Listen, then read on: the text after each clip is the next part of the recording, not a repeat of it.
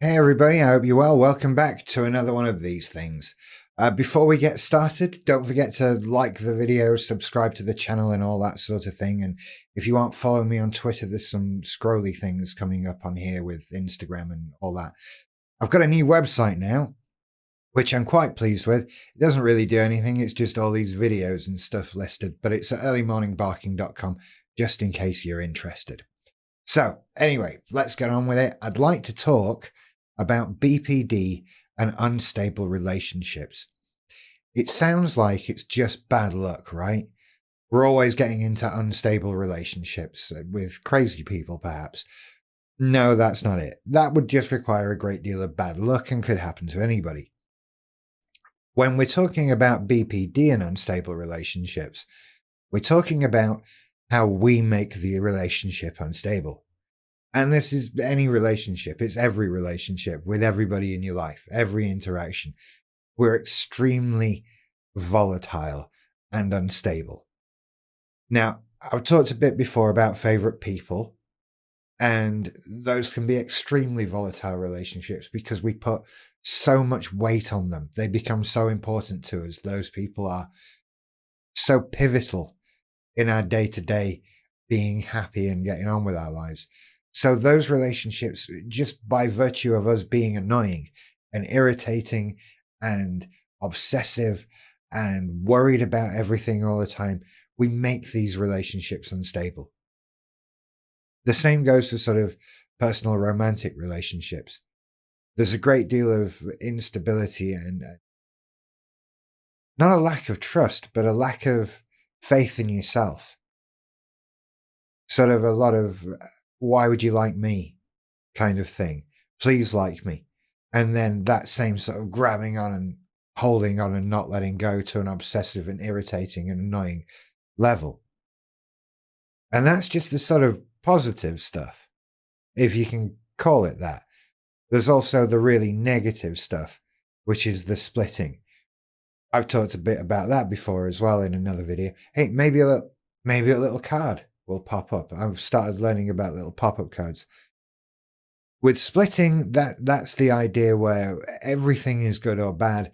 There's no gray in anything, and people are one of the most black and white split upon things. We either love you or hate you, and you're either the greatest person in the world or you might as well be Hitler. That kind of thing. That clearly makes for unstable relationships, friendships, and other things. When in the blink of an eye, you can decide that you hate someone based on a single interaction. It can be anything. It can be a lack of interaction.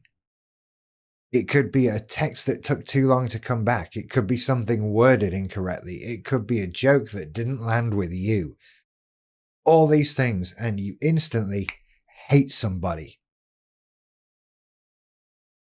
And that is where we get our unstable relationships from.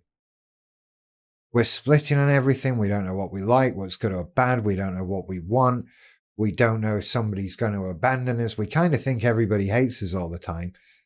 There's all that fear of, does everybody really like me? Are they putting up with me? They're putting up with me, aren't they? Nobody would like me. Do I really have friends, or do I have people that tolerate me when I'm around and they're just too nice to tell me to piss off? All of this, all mixed together with all the volatile stuff, unstable relationships. That's what we're talking about. It's kind of like an end result of lots of different attacks from different areas. There's so many things that fall on this to make it happen. And there's so many things you have to try and fix to stabilize relationships, because you've got to deal with all that stuff I just talked about. You've got to deal with the splitting, with deciding what you want from a relationship or what you don't want, and suddenly waking up one day and discovering somebody's scum. It's all about that, that bit of advice I gave a little while ago. Don't do anything. That's part of the key here. Don't send that angry text. Don't unfriend somebody on Facebook. You're only going to have to refriend them again later. And that requires telling them why you unfriended them in the first place. And it's easier to just avoid that. Don't do anything with this. That bit of advice will get you through the splitting and the volatile, unstable emotions. Don't do anything about these feelings. Look at the hard evidence. Look at evidence over time if you want to decide if somebody likes you or not, right? It's not all down to one interaction, to one word, to one look. There's a whole, God, you might have years with somebody. And, the chances are you're not really unlikable.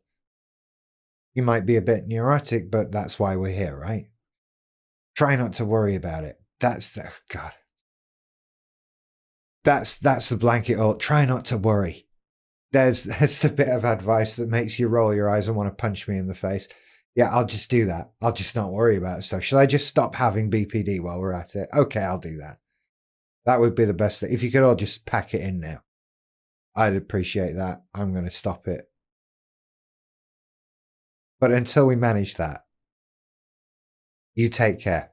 I'll see you later. Bye.